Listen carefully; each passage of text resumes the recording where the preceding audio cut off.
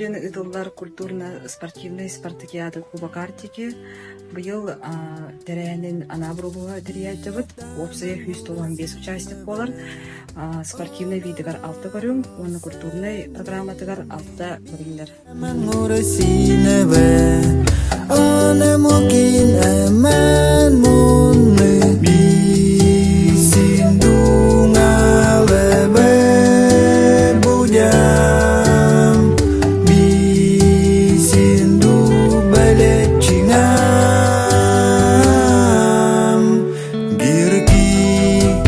Мен быйыл эпизодун кыттабым, бу биракка.